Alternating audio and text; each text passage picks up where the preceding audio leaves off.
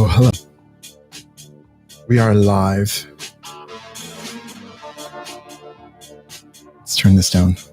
Testing 1 2, testing 1 2. Instagram over here, YouTube over here. How you guys doing? Hey, Joey. Ridiculous Nicholas. Thank you so much. I appreciate it. All right. I have a couple questions that came in through email, but if you guys have any questions, by all means. Big fan of the podcast. Hey, Nicholas, how are you? Thanks for joining. What flag is that? Where are you listening from? Anyhow, we are here. It is 10:03 Eastern Standard Time. Chile. Cheers, Chile. Thank you for being here. I don't know if you guys heard the last podcast, which was the Dirty Talk one. That was a lot of fun. If you have any questions about that, by all means, I can answer some questions about that. Or just basic porn questions that I can probably help with. How you guys doing over there on Instagram? Cheers. Other than that, if you don't have any questions immediately, I was hit up. I'm all caught up. Okay, I'm okay. Vicious Johnny-licious. Thank you so much for catching up with them. Nicholas, you listen to them every day around 6 a.m. Cool. It's a great way to start the morning, right? Always fun. Am I getting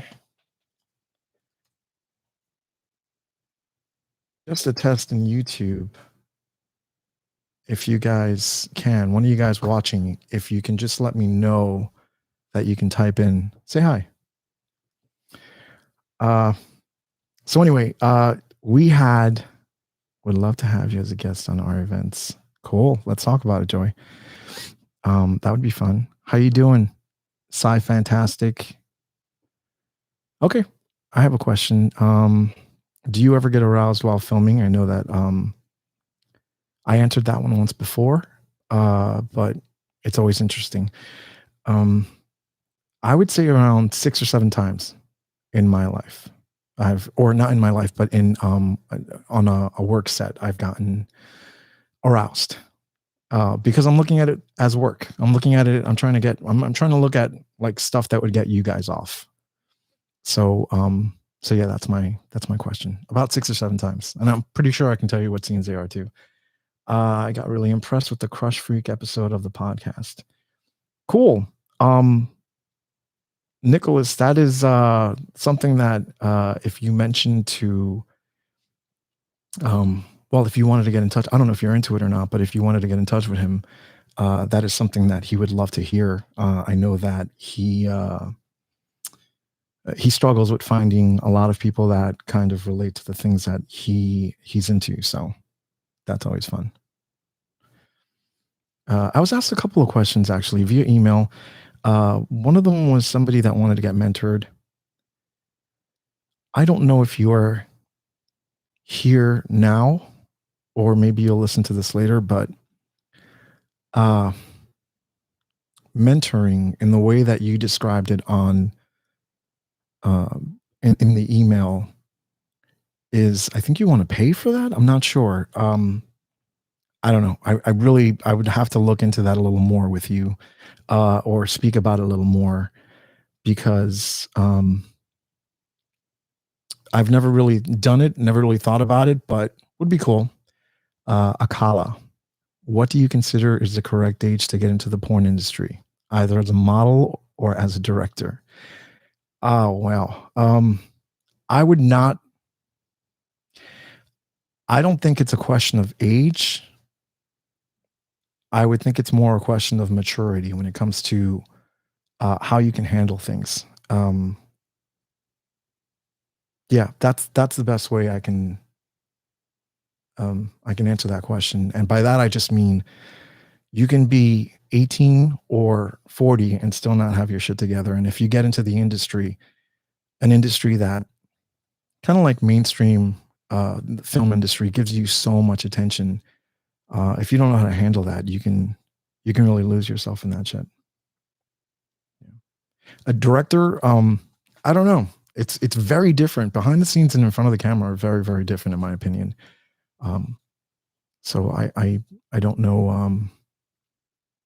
I would say any age. I would apply to models and directors. Actually, I would apply to anything. Just as long as you're in the right frame of mind or mature enough, I would say that's the right age to get into the porn industry.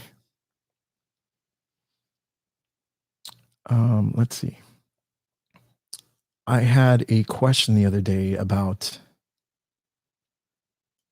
more of what's going to come for open lines. I have a couple of them lined up already. One of them is going to be about bug chasers, which not sure if it's still very taboo nowadays, but bug chasers, if you guys aren't familiar with, is or are people who are chasing men who are HIV positive. That was bigger, I think, in the late 90s and 2000s, but there are definitely still people that fetishize being paused. So that's something that is going to come up on the podcast as well. Anybody have questions here? Live questions or more questions? Let me know. How you doing, guys, on Instagram, YouTube, soon to be on Twitch? Just trying to figure all that shit out at the same time. Have like a camera here, and a camera here. Okay, so VN Jats VZ. How often do you stop filming because the models can't get hard or off? Oh, okay. I don't think that that's been a big issue on set for us. There are definitely times where I think that models who have models that realize that I'm there will definitely lose their erection. And I don't mean in a bad way. I just mean like there's a camera in their face, there's a lighting guy, and they're thinking about what they have to do. I did notice one of my last shoots. I try not to talk during the shoots because I find that it's very the way we film, it's always real time. Nicholas, I'll get to your question in a second. We shoot real time, and a lot of the models, what you're seeing is 20 to 25 minutes of raw action.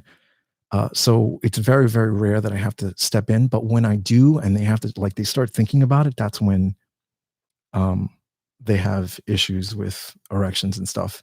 Getting off, that's a different story. Depending on who you are and how you get off. Some people can fuck until they come. Other people need to jerk off a little bit before they come. Same thing is true with models. I know models that will fuck until they come, and then others that need to stop, jerk off a little bit, have somebody play with their nipples or have somebody do something that gets them off, and then eventually start the camera up again. One thing that's new that I've been noticing is a lot of the younger guys, they watch porn. So they watch porn to get off. They're having sex, they're making porn, and they watch porn on their phones in order to jack off. Yeah. I hope that answers your question. Nicholas, is there a future for not fit guys in porn? I think they're everywhere, actually. You can find them everywhere. I know I talk about Treasure Island a lot. And Treasure Island, in my opinion, like before I worked for Treasure Island, there were definitely some guys that I was like, oh, why is this guy in porn? But as you expand and you open up to other people and other, you get older, you kind of like certain things or you don't like things that you used to like.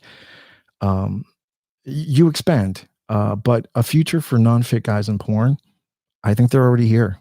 You'll find them anywhere. And honestly, amateur porn, that's why it's so damn popular. People love watching themselves have sex. So yeah. Levi Phillips and Luca. How you doing, guys? Cheers. Worked at both of them. They're great. Anybody else have any more questions? About anything? Go on. Luca, how are you? I hope you're in New York City still. And I hope you're doing well. It's very, very windy outside. Hold on to your wig. I'm just kidding.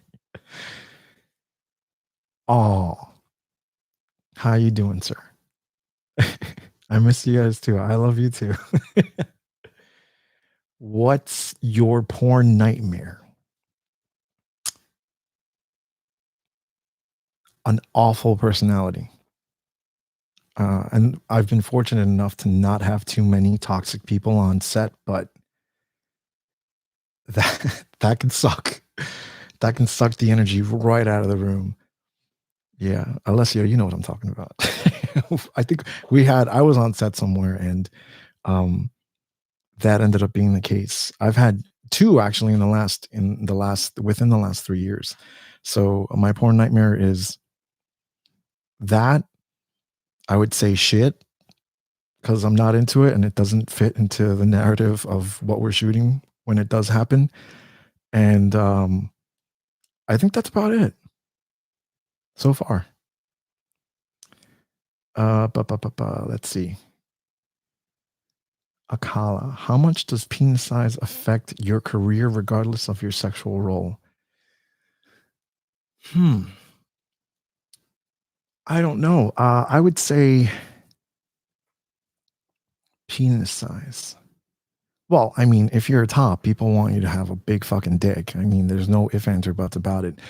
I guess if there's a niche, which there is for big dick bottoms, that's always something too. People want to watch.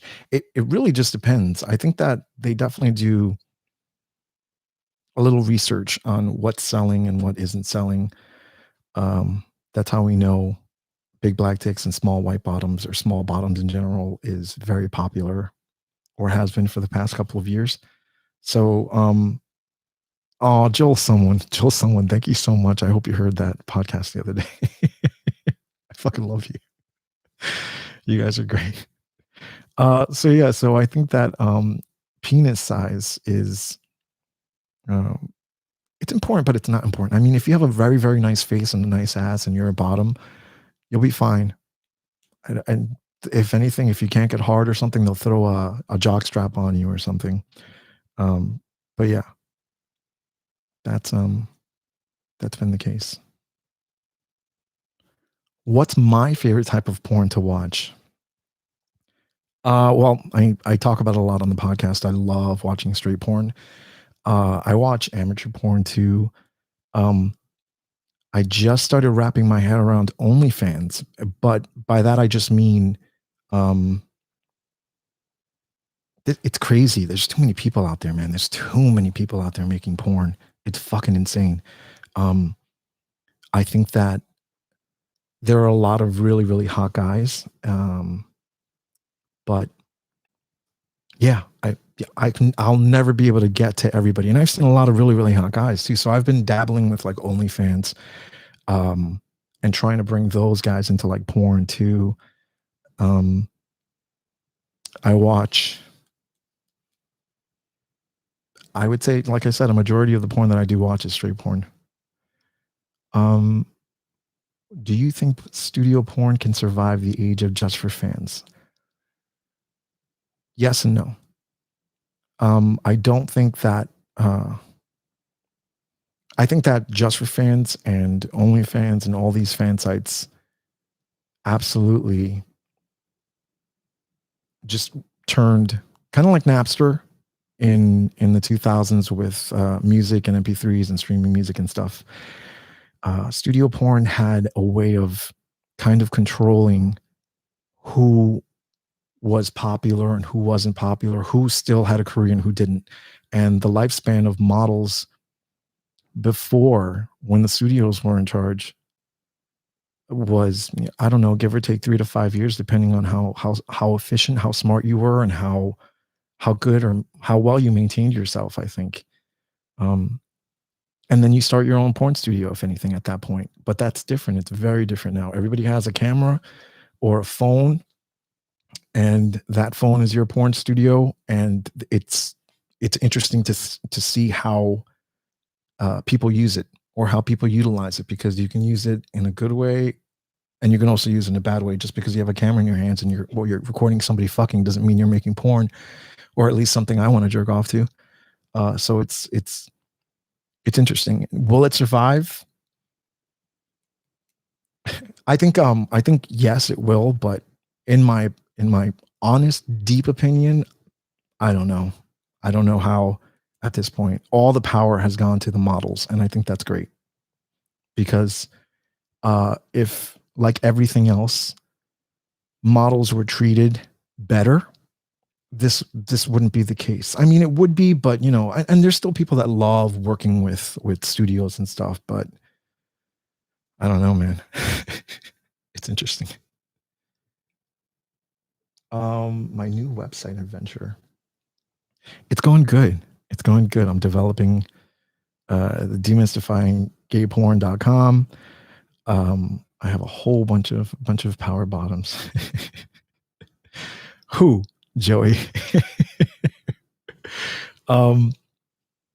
Yeah, I'm developing the demystifying gay porn into its own website, just in case. I got thrown off of Pornhub. I don't know if anybody ever watched the series on Pornhub or on Xtube, but once that whole swipe happened in the beginning of the year, I got kicked off, which is interesting. I wasn't really doing anything sex related other than providing a show with models and stuff.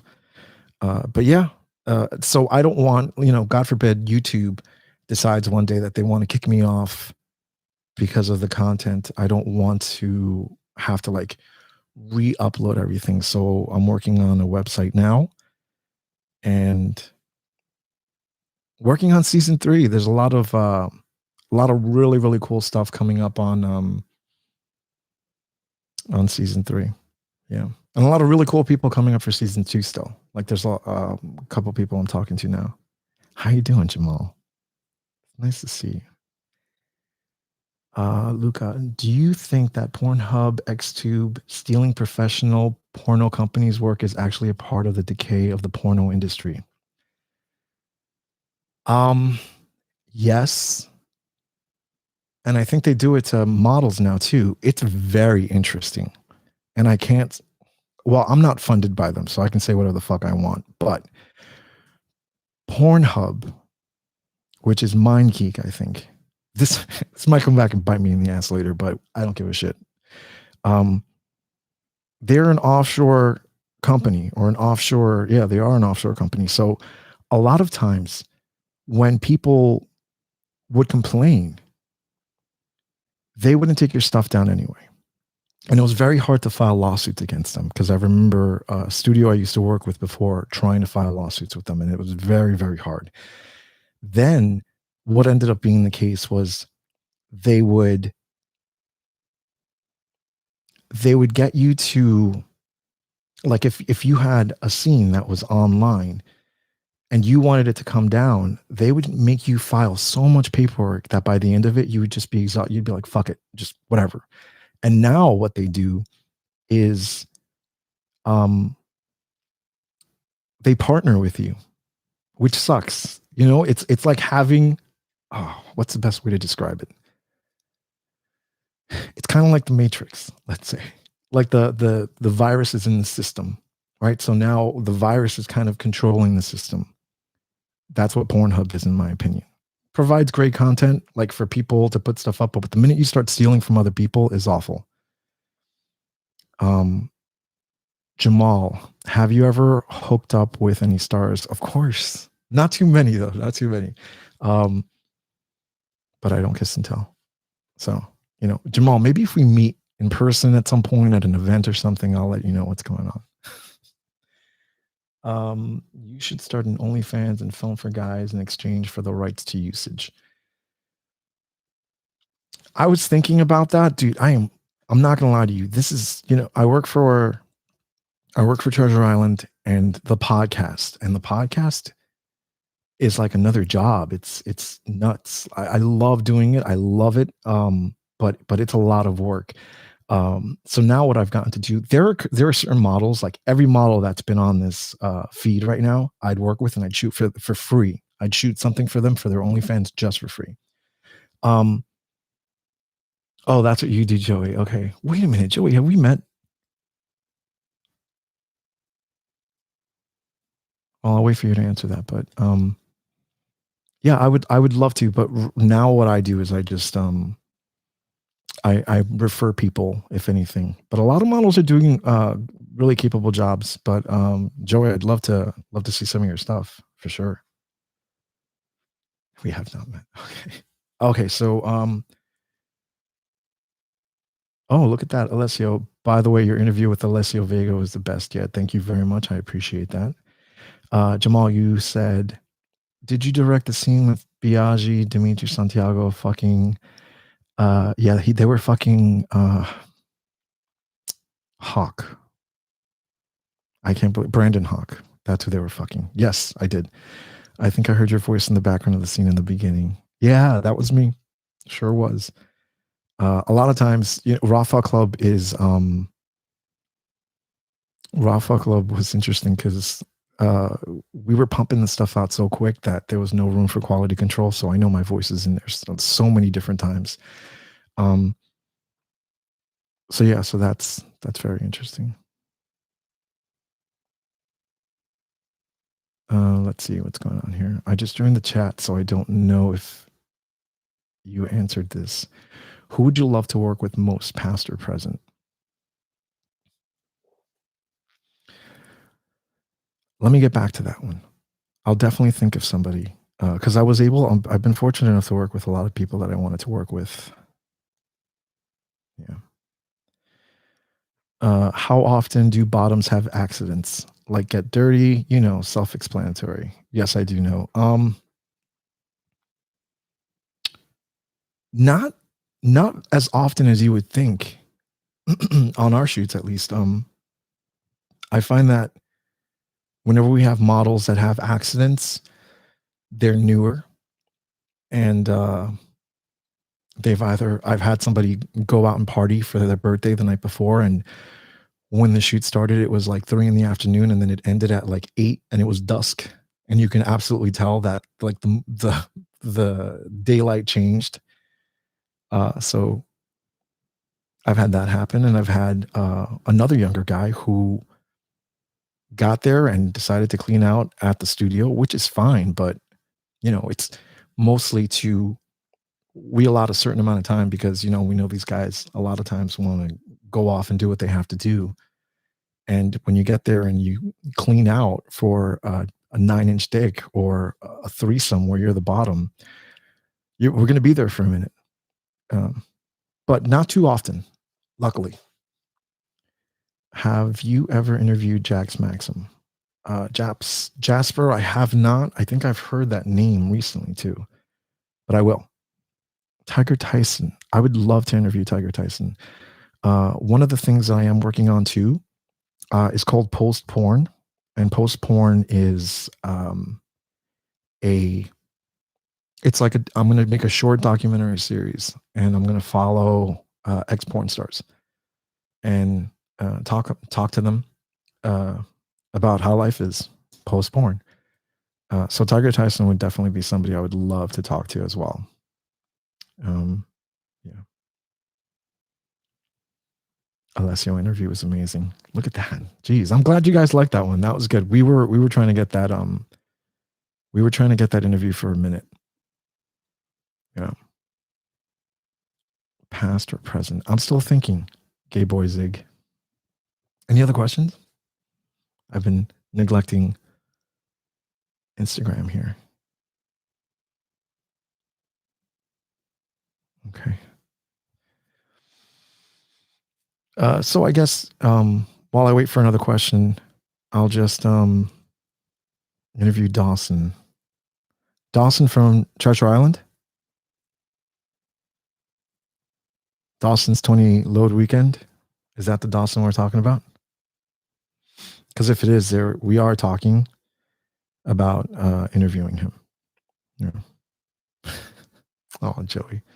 About 4 or 5 of you, I think. Right? I'm not sure. I'm not sure how this works. This is Instagram is new to me. Live feeding on Instagram is new to me. Dawson would be a great interview. Yeah, I would love to. He's there are a lot of models that are very, very recluse now. So it would be it's very delicate. Like I'm talking to another model from the 90s and 2000s. I'm trying to think if I should say their name. Yeah. Let's just say like biracial model, beautiful eyes, now living in Florida, and I'm trying to interview him. We'll see how that goes. Okay, so is race as sale fetish, black top, white Asian bottom, as strong as it is in the United States? Okay, I'm sorry. Hold on a second. Is race as sale fetish, black top, white Asian bottom, as strong as it is in the United States as it is in other countries? Or does the market change? I don't know. That's very, very interesting. I'm not sure. I'm not sure what other countries are doing when it comes to um, sale fetish. That's very interesting. I'd love to look that up. Akala, I'll get back to you on that one. How did I get started directing porn? I answered a Craigslist ad. Actually, the Craigslist ad was for editing, and then eventually I started doing production coordinating for Raw Fuck Club. Well, before Raw Fuck Club, it was Dark Alley. That's it. And the idea of starting a site that was a little lighter, because if you ever watch Dark Alley stuff, it's very like saturated lights, dark, gritty. Raw Fuck Club was supposed to be a little more all about bareback and just guys fucking. And I think it's just honestly, I remember it specifically actually, Alessio. We were working out of Jersey City, and I was ready to go home, and one of the camera guys, they had a scene to shoot. Matthias von Fistenberg and Owen Hawk had a scene to shoot, and they didn't have a second camera guy. And I had just worked 10 to 6, but I was like, you know what? Fuck it. I'm going to do this. And I went in and I walked in and I directed a scene. It was Danny Fox, and I can't remember. Fuck, I can't remember the bottom, but I'll absolutely let you know who it was. Oh, I think his name was Yves. He was oh no, hold on a second. That was the second scene I shot. The first scene I shot was Owen Hawk, who used to do camera work for them. Owen Hawk and Jared Steele.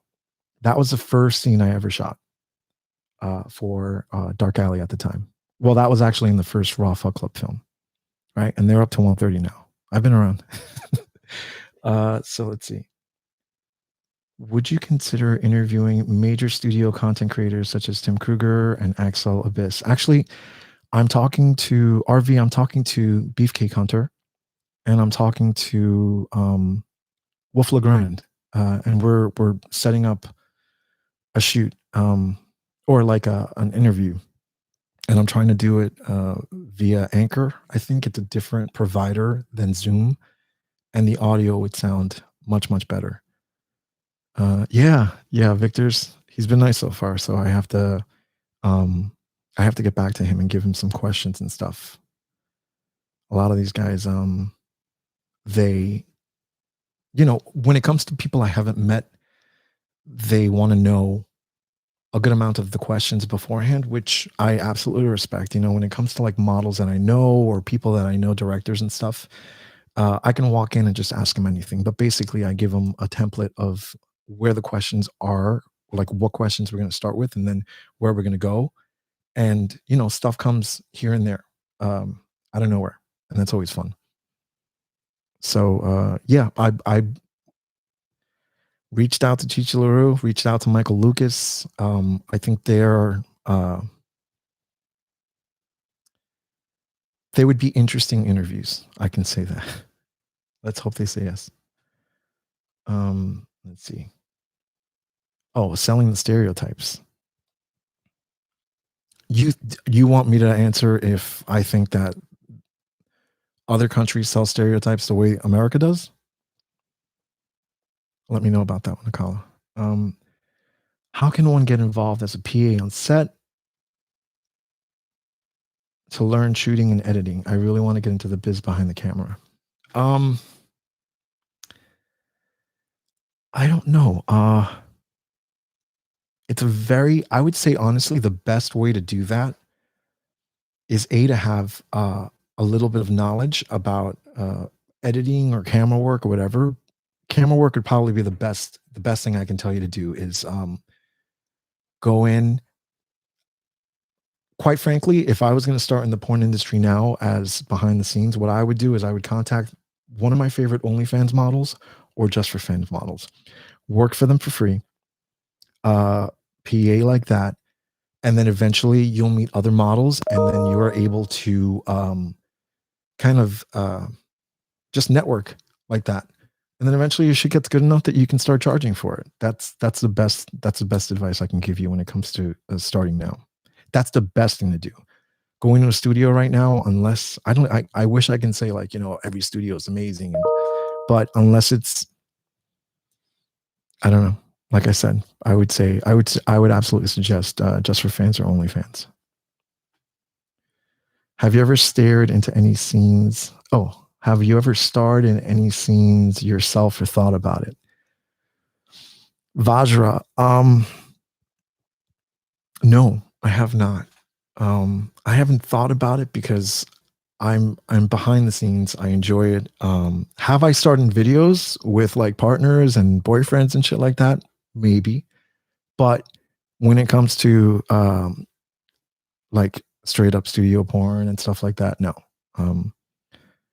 I think that I have a purpose on one side of the camera, and then all these awesome models have their purpose in front of the camera, and that's cool. I'm totally cool with that. And then I can always jerk off to it later. So Akala, you're okay. So I don't know. I don't think they make such a big deal about it, but also, this country is very, very big on capitalizing on what they think is the minute they see something successful, they're going to absolutely keep going with it. So, no, I don't know. I don't know how to answer that question fully, but I will. I'll actually look that up. That would be a really good, short, porn thing to do on YouTube. Do you allow drugs on set? Absolutely not. In some older Tim vids, it seems the models are high. Well, if that's the case, it's before my time. I'll tell you one thing. Who's that? VN Jet VS.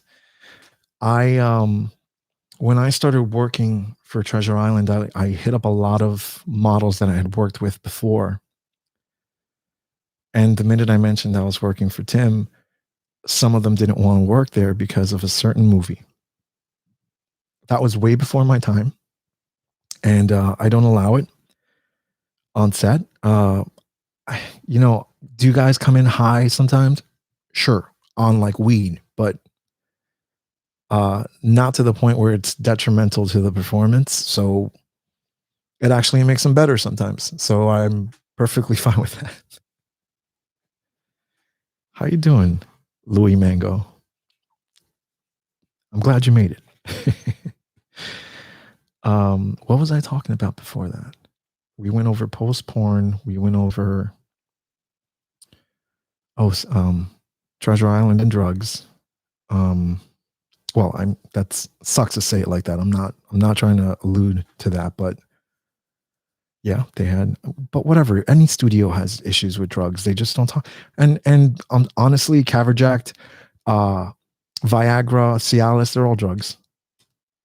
In this day, do models with HIV work with models consuming prep, or do they just work with guys in the same status? Um, that's a big question to break down, but I'll try my best. Certain studios, and there are a lot of studios that do it. A lot of the studios in California will probably cut. Thank you. Cut. I wish I was on cut it because I got cut in my teenage years, but that's another story. Okay, so basically, a lot of models are on prep nowadays. Before, in the 90s and the 2000s, actually in the 2000s with Tim and stuff, and Raw Fuck Club, it was basically putting models who are HIV positive with models who are HIV positive. I think that's actually why that's how they started in the research I'd done with the company. They were kind of like the subversive porn studio that was making porn for people who were HIV positive. So yeah, there is a lot of zero sorting. But then you also get guys sometimes that are like, I don't care, just put me with whoever. It rarely comes up. And I would say for most of the scenes that I do, the guys pick their own models. So yeah. How you doing, Herbie? Over there. Are you cut or uncut?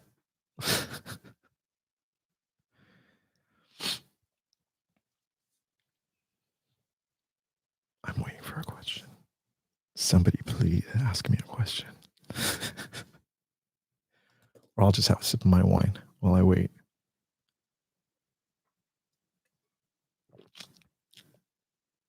Maybe I can give you a couple of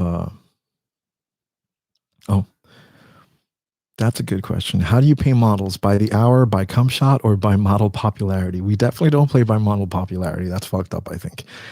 Because I've met some really popular models that just weren't really good. So if that's the case, then that would be a major ego blow.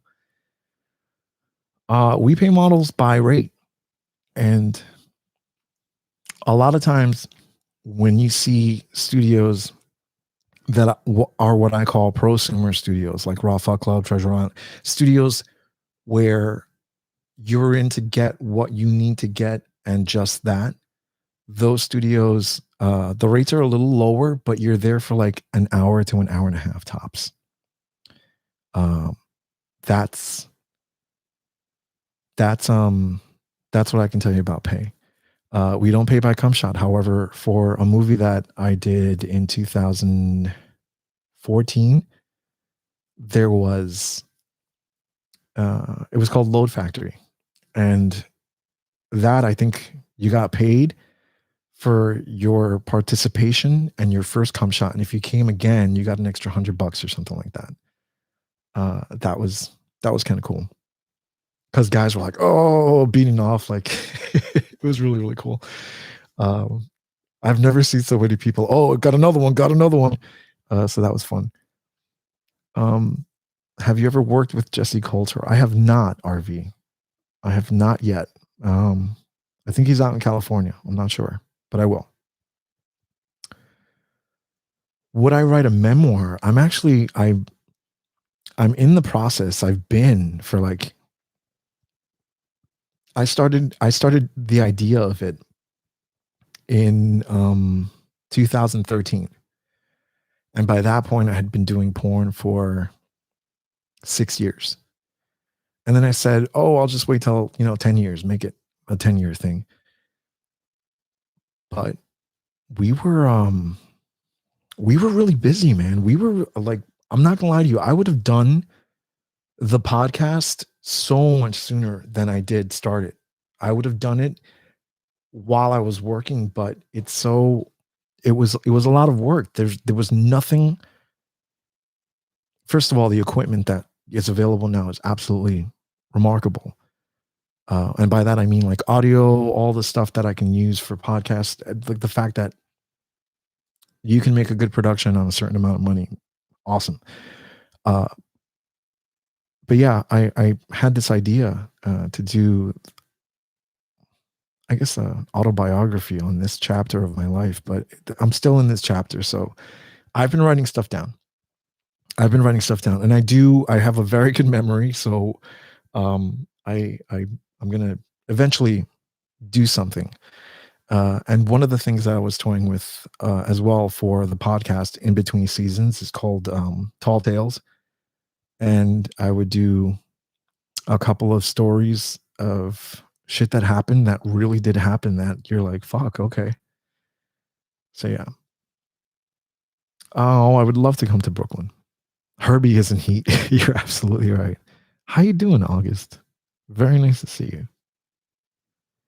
If you guys if you guys are on Instagram, August Alexander and Wade Wolfgar, um they do like a podcast interview with each other on different topics. I'm not sure what his schedule is. However, it's really really cool. They touch on a lot of really cool stuff. Um, so want to hear why you got circumcised as a teen? Okay. It was tight. It was tight, and when I started getting erections, it would hurt, and I just didn't know how else to. We're talking about why I got cut, by the way, you guys on YouTube. Yeah, I didn't realize at the time that you can do like a partial circumcision where it like releases a little bit. The doctor was probably not the best doctor out there, but he was able to relieve this pain by giving me a circumcision. And that's what happened. And I hate it. It fucking sucks. But, I was what, 13, 14 at the time. So it wasn't really a decision that I could, it wasn't a decision that I could really make for myself. Um, what's the best porn you have filmed? Or, well, your personal favorite at the same time? What's your least liked? Oh man. Best porn that I filmed. Well, I did a list on Twitter. I don't know if you saw that, but I did do a list, and my favorite two scenes are um well, my favorite scene is Armand Rizzo and Jed Athens. Because that's one of those scenes where it just comes together so organically that you're like, whoa, you know? Uh my least favorite scene, I would have to go back. Like, I'm not gonna lie to you, I've been very, very fortunate to not have had to shoot such bad scenes. I would have to say one of them would have to be, there's this movie called it's called Bareback Frat House, and it came out in like 2009. And um, this is part of the reason why studios would not like the models to get to know each other or see each other before a shoot. We had a situation where a model met one of the other models that were put up in a hotel, and they were fucking all night. And by the time he got on set, he couldn't come. We were waiting for a cum shot for 4 fucking hours. That has to be one of the worst shoots ever, because instead of just saying, "Hey, look, it's not going to happen," he just kept trying and trying. It was so fucking awful. So that's short answer. That's the one. Okay, so is it harder to recruit great bottoms or great tops? Great tops. Especially, there's a lot of directors out there that once they hear your verse, they automatically assume you're a bottom, which sucks. I think that sucks because I've met a lot of really, really good verse models, and it's just one of these stigmas. That's actually something I'm going to touch on. Somebody asked me to do a video on the stigma of bottoming. So yeah, that's something that's going to come up too. What's the difference between filming in the States compared to abroad, like South America or Europe? I would say Louis Mango, right? The biggest difference between shooting here and abroad is, I'll use Brazil for an example. Uh, Brazil, you're going to meet a lot of straight straight guys who are just doing it for the money. And a lot of times they're really, really hot, but you can tell that they're not really into it. So I would say that's one of the biggest. It's more, and it sucks, but this is where we're in the exploitation business, and these guys are desperate and they need money, and they're like, "Fuck it, I can do it this way." And a lot of times they're escorts on the streets and stuff. So and they know each other, and they have pimps, and it's very, very interesting. Very good chapter. Thank you so much for the channel and the content you release. Thank you, Aaron. It is greatly appreciated, and it makes me feel like I'm not alone. Well, I appreciate that. That's why I do it. That's why I enjoy the open lines when it comes to models, or not models, listeners talking to me, or wanting to share their story. That's really, really cool. Joey DeFalco, come on. It's New York City. There isn't a top to be found. Yeah. I mean, there are, but it's very, very hard. It's like a fucking unicorn finding a top that you haven't already worked with. I have a good amount of tops that I work with, top models, and you can only put them in so many scenes before your boss is like, okay, that's enough. We've seen this person. What old school 70s, 80s, 90s star would you like to see as a fan make a comeback? Just for your curiosity, not so much as an ooh factor. Ooh,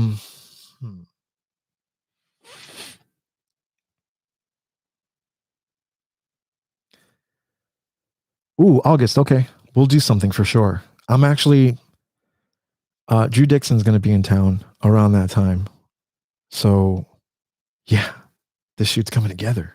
It's perfect. Gay Boy Zay, Jesus Christ, your questions, man, they're good, but they make me think. I have to okay. 70s, 80s, 90s porn star.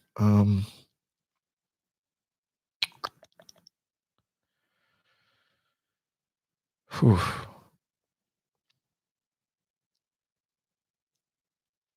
They're out there. I know they are. But you know what? They're in straight porn. I'm not going to lie to you. They're in fucking straight porn. I didn't watch gay porn in the 70s, 80s, and 90s. I know that there was one guy who I was at a bar. Matthew Rush, question mark. And is that like a question from, or a question for the answer I gave a while ago? If so, yes. Matthew Rush as a 70s, 80s, and 90s porn star, absolutely gorgeous guy. But yeah, I didn't watch a lot of his porn. So I would have to refer back to 90s straight porn, which I can name all these guys. Also, you have beautiful hands. Just throwing it out there. Oh, thanks a lot, Aaron. I appreciate it. What happened to Jed Athens? He's so hot. He is hot. He retired. He has a boyfriend. He's happy. He's doing his thing. So yeah, I just think he did it for fun, honestly. I would love to have Jesse Holmes interviewed, since he did that gay scene, to show the impact of when a straight star goes gay for the first time.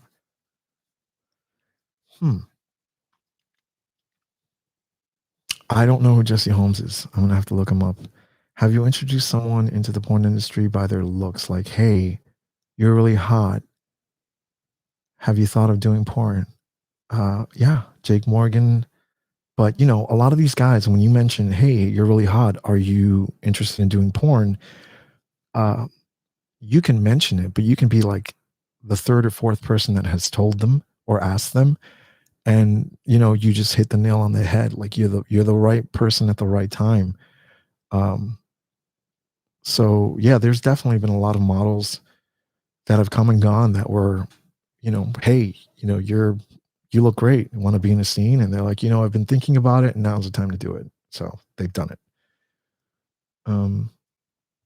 Why don't we see more older guys with dad bods on Tim? That's a good question. I'll ask Max tomorrow.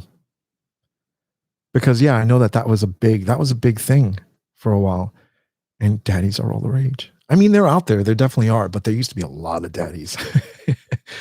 um, could you interview Enrique Cruz, who directed the Aprende and Off the Hook films? I can look for sure. Look it up. Chris Steele. Any from those times? What about Jeff Stryker? Jeff Stryker. Okay, yeah, no, he was hot, and I've seen some of his. You know what?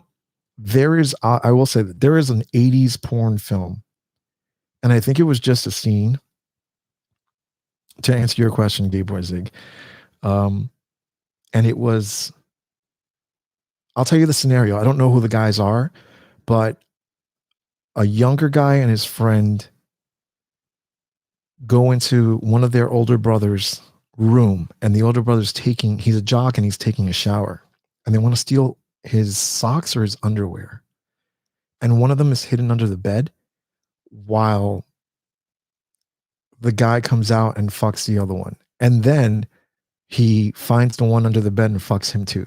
That was really hot. I remember that for sure. If you remember the name of that, or if you know what I'm talking about, let me know. Joey, I was going to say the same. The good straight ones from older porn, I wish would come back and do gay porn. Yeah, you know, you described every porn scene. No, I will send you. I have it. I just don't remember the name of it, but I will send you the clip that I'm talking about. But yes, I kind of did. Okay, but it was hot. It's got like that '80s feel with the film, which I don't know how they paid for that shit. Like looking back at it now, like how they got film grade and shit. Yeah, I agree with you, Joey. I think that you know, a lot of these straight guys or a lot of these younger guys are great. They look great, but they do not perform like they don't perform like the older models. And they have so much more at their kind of like at their whim. They can use Viagra and Cialis more like anything. And they're just so hard. It's so hard to get hard sometimes. It fucking sucks. I'm like, dude. And I've said this before, like you only make people look as good as they make themselves look too. Like if you're gonna do a scene, don't go out and fuck 3 guys beforehand and then you can't get hard. Like it's not, I can't do anything about that in post. What's the oddest request demand that you've had one of your models, top or bottom? We don't get those kind of demands. Green M&Ms, Fiji bottled water, 1,000 thread count bed sheets. Is that who is that? Marie Curie or J Lo? I'm not sure who. That was one of them. I can't remember who that one was. Has a top dick been big enough that it becomes a problem? Say the bottom can't take it or it hurts. I've definitely, Akala, I've definitely had situations where models have said they want to work with somebody with a big dick, and then you get them on set, and you get them on set, and they can't take it, or they can only take it for a certain amount of time, and you have to kind of stop and say, "That's a great question. I'll get to that in a second." You kind of have to stop and say, "Okay, look, I need like 10 more minutes. Like you have to take this. Like you know, we're in it to win it now." And that's happened a couple of times actually. Yeah. There's a lot of big dicks out there. Are you thinking of interviewing Paul Morris, Maxwell, or Liam Cole? Maxwell and Paul Morris I've spoken to, and they would be more like, you know, season finales and stuff. Paul Morris I'm working on. The man's a bit recluse as well. And yeah, I think that would be an amazing interview. I had one conversation with him so far, and it's like, you know, it like blows your mind. I remember the scene, forgot the vid. Okay, you know what I'm talking about. Jamal, I'll send you the clip. Just email me. Okay, so this question, how has directing porn affected your personal sex life?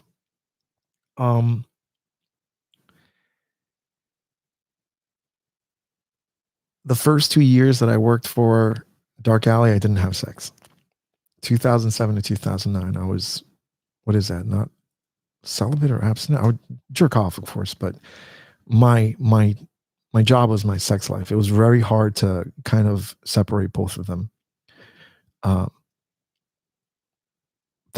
think that's been the biggest thing, because you watch porn and that's like an escape. You kind of want to fantasize about it, but when you're making the fantasy, where's your fantasy? And I think that that's why I enjoy watching straight porn and amateur porn more. But as far as sex life, we're fine. We're good. I'll have him on the show again. My boyfriend. Porn star with or writers. I don't know what that is. Joey, I'll send you the clip name. Is there a 2-week rule when stars don't fuck before a scene? An actor once told me that once. If an actor told you that and he doesn't have sex for 2 weeks before, I don't know how he's making money, man. Like, even straight porn. Like, I think that, like, you have an agreement not to fuck around outside of like work partners and stuff. But yeah, right. Yeah. I'd love to know who told you this. and when they told you this. Do you have any bloopers? I do have bloopers. I have bloopers. Well, I had them on XTube and Pornhub, so I need to find a new home. I'm thinking X Hamster. I don't think they've deleted the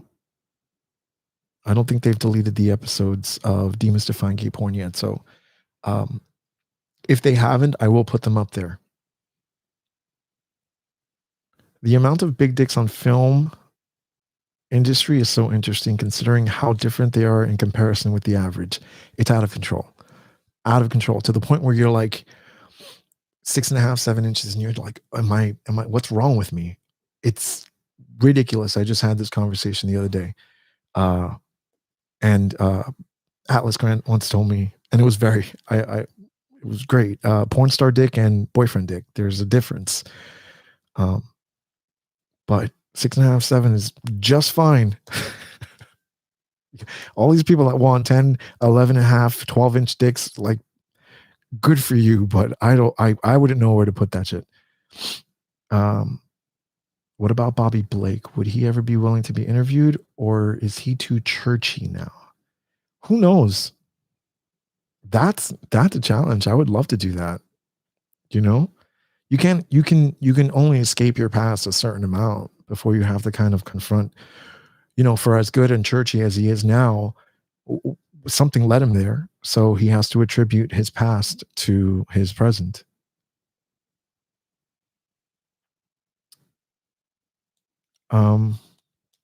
So yeah, it's 11 o'clock. I'll take a couple more if you guys want. Lay them on me. And yeah, I'll have a sip of wine while I'm waiting.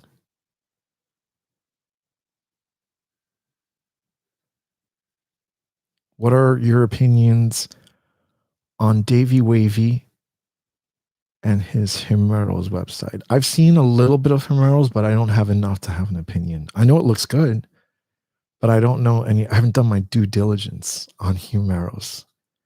So I will. And come next time, maybe we'll have an answer for you. Himeros.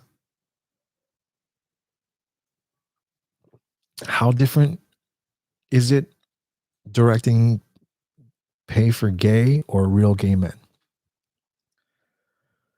Well, I mean, with gay men, you know what you're going to get.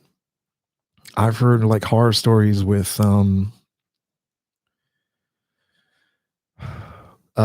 gay for pay who will not show up with ID, want to get paid cash, and then you're in some shit because you don't have ID and you can't release the scene. So there's that. There's, I don't know, there's genuine unpleasantness or general unpleasantness.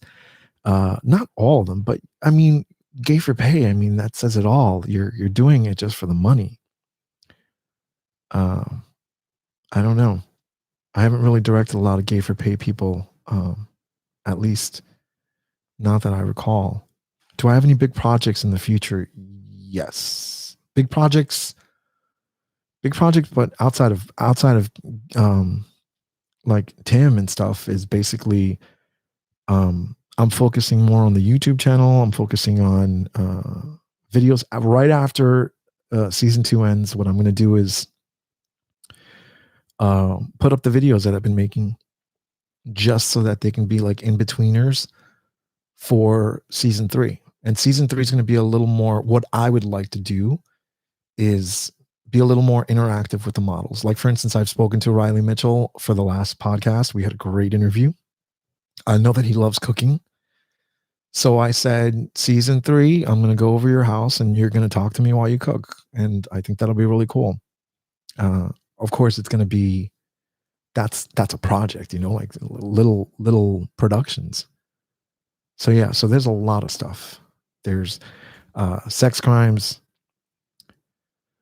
politics and sexuality, porn history, a couple of different things that, like people that have YouTube channels, they separate them into different subjects and stuff. I'm going to do that with the YouTube channel as well. Have you ever worked with twin models before? I have not, but I've been asked to. Find me a set of twins that want to work. I'll do it. I think that'd be hot. Yeah, got to put Lee Goldberg on to catch the weather. Would you ever film Real Brothers or Fathers and Sons? Look, as hot as I think that is, I don't know if that's legal. I'm not doing anything illegal for fucking porn. I'm sorry, or at least that I don't think is. Well, technically, I think I mentioned this or I talked to somebody about it. Technically, it's only legal to shoot porn in California. There's a set of twins on Tim. Yes, I didn't shoot them though, but yes, I do know that there's a set of twins, and I'm very jealous of who shot that. With the rise of new platforms, OnlyFans, Just for Fans, etc., have you ever thought of utilizing them in some fashion, possibly behind the scenes shoots with models or nude interviews? I have. I put my stuff up on OnlyFans, and they declined, or they denied. They rejected me. I put up interviews there, which only led me to be like, all right, you know what? Fuck you. I knew it. But whatever, like some of the models were talking about OnlyFans anyway. So I don't know. I'd have to figure out a way that I can put certain things on OnlyFans or Just for Fans, but it's fine. I have YouTube. I have other stuff. I have other venues. If there comes a time to do OnlyFans or Just for Fans, who knows? I'm still a little sore with Just for Fans, but whatever. Maybe a tie-in to the studio's work. I don't know, man. Tim is very, like, they have their own ideas about certain things, and they've been around for a minute. They've been around since, like, what, 98, 97. So Joey, I would appreciate that. Let's talk about it. Getting around OnlyFans. Yeah. Maybe a tie-in to the studio's work. I think I read that already. We'll see, Vajra. We'll see. Do you happen to know how models deal with their life outside the camera, say social pressure, family, etc.? Yeah. I can't mention anybody personally because those are personal conversations, but if they come on the podcast and talk about a different story, but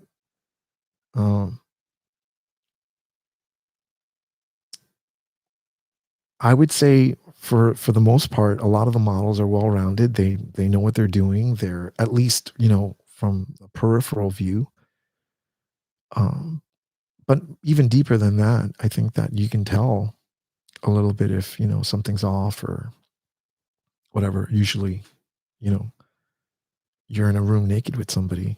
You would think that they're comfortable talking to you about stuff. So, top 5 funniest models you've worked with. Okay. Joel Someone, Champ Robinson, Owen Hawk.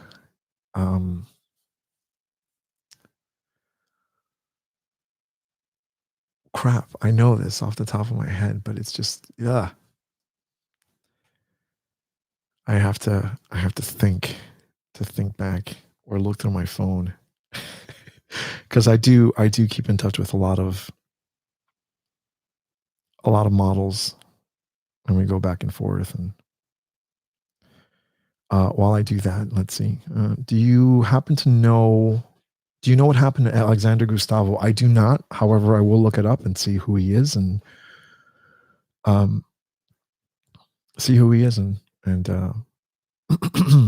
I'll let you know what happened if I find out. Have you dated models? I can't say I've dated. I mean, I've definitely seen a couple of models more than once, but not necessarily date. Adam Russo's funny too. And let's see. Atlas Grant is fucking hysterical. Like, how can I forget that? That's so true. Atlas Grant, I love.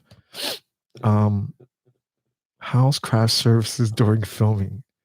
Craft services, that's an interesting story. We used to actually put out like water, Gatorade, Red Bull, and like the worst shit. Like we would have granola bars and stuff, but eventually it would be what would it be? Like donuts and stuff like that, coffee. And what I tend to find happens with craft service, if you do go to it, or if it is at a porn studio, is the bottoms usually eat after they're done with their shoot, and it's followed by, oh God, now I can finally eat. So that's always fun. Father and son and True Brothers did side by side jerk off for Bait and Tackle. Yeah. Okay. Well, I mean, that's jerking off. I don't know. I gotta look up. I gotta look up the legality of that. Or would it be hot? Of course, but I don't know. I'm okay with the fantasy of father and son and brother and brother, but who knows? Have you had really shy models that are absolutely beast when the camera turns on? Yeah, definitely.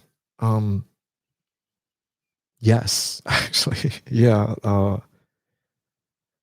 There's a model I just worked with who is so nice, very, very shy, and he's on Twitter, the Milky Ways.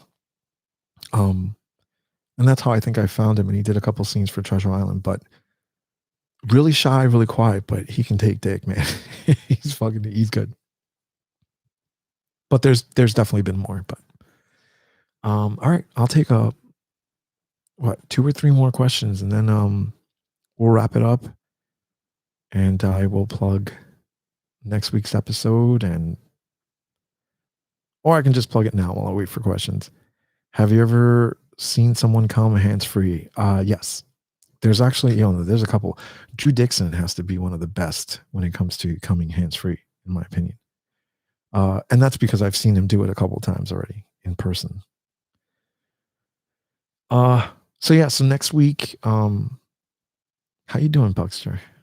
Next week, Dayton O'Connor, or this week, this Friday, Dayton O'Connor. He's another one. He's another funny guy.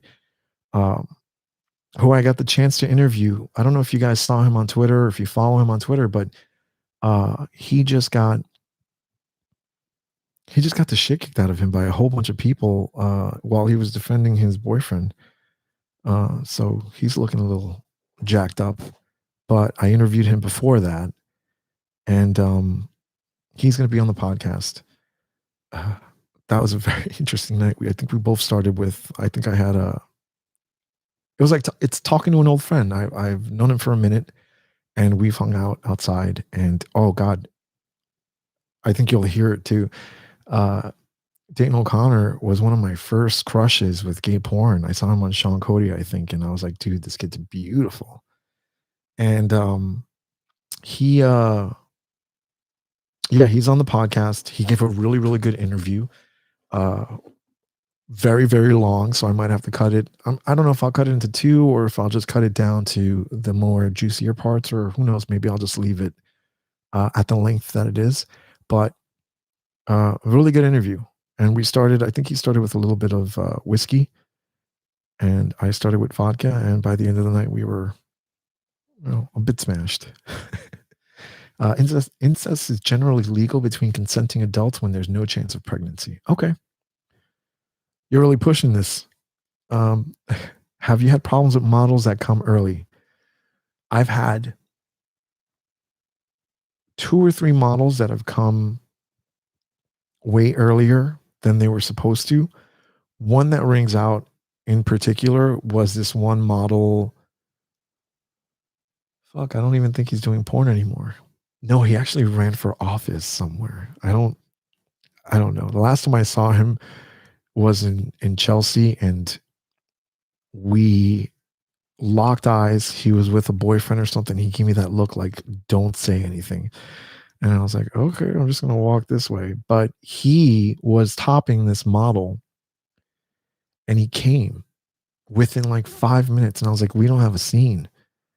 And I was like, do you bottom? And he's like, I can. And I was like, well, then you're just going to have to bottom. So he went, he cleaned out. For that, I'll wait. Because if not, we're all going to go home empty handed. And he bottomed, and he did a great job. The only thing that sucks is the bottom for that scene really wanted to fucking take dick. And now he had a bottom. And I think that happened like 2 or 3 times to him, poor guy. The men in the camera also participate with porn actors. You mean cameramen? Have you seen something like that? Who is not on the scene? I have. I've absolutely not like personally, but I know that there are cameramen that do get involved with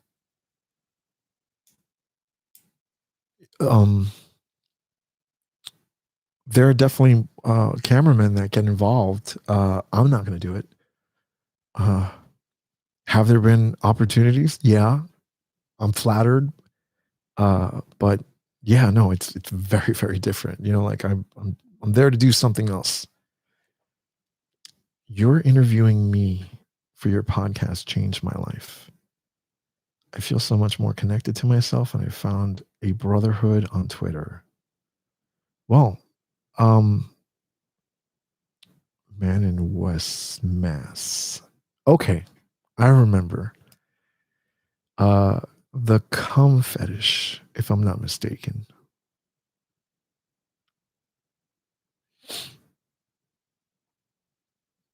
If so, yeah, that was a great episode. I appreciate you coming on. Hey, if any of you guys have fetishes or anything that you want to talk about, there's a couple more coming up. Let me know. Let me know, because it's really, really cool what happens. Like, how you can share your stories, and sometimes it's not the easiest thing to do, but sharing it will help you find other people that are very that feel the same way about certain things. And it's cool. Nobody wants to feel like they're alone, especially when it comes to like sexual fetishes and kinks and stuff like that. So yeah. Okay, so I think an hour and 14 minutes is pretty good, guys. I think I'm gonna call it a night, unless one of you jumps in with one last question, and then I have to answer it. But other than that, all I would like to say then is thank you so much. You guys are awesome. Your questions are awesome. If I didn't answer them fully, I'll look back into the live chat and look up a couple of things. I'll send you the link to that gay porn video that I was telling you about from the 80s and 90s. Yeah, other than that, please, if you have any comments or suggestions or anything like that, let me know because uh, Mortal Kombat, I love that game. My favorite video games was the question. Uh, Fighting games in general. Yeah, but if you have any questions or comments or anything, just really hit me up on Twitter, hit me up on Gmail. If you haven't liked or subscribed to the podcast, please do now. It absolutely helps. Uh, I'm on Twitter. I'm on Twitch eventually, whatever that is. So yeah, I'm very, very approachable, and I'm always looking to talk to people. Okay, so how you doing, Carl? On that note, I'm gonna let you guys go. Please have a beautiful Monday night. Have a wonderful Tuesday morning and rest of the week, and tune in to Demystifying Gay Porn. There is a website. It's not ready yet, but I know it's up already. It's demystifyinggayporn.com. There's a whole bunch of stuff that has to get filled in, but please, be patient. I'm one guy right now, and yeah, click the subscribe button, notification bell, all that fun stuff. All right, guys, have a good night. I appreciate all of you, and keep listening. Cheers.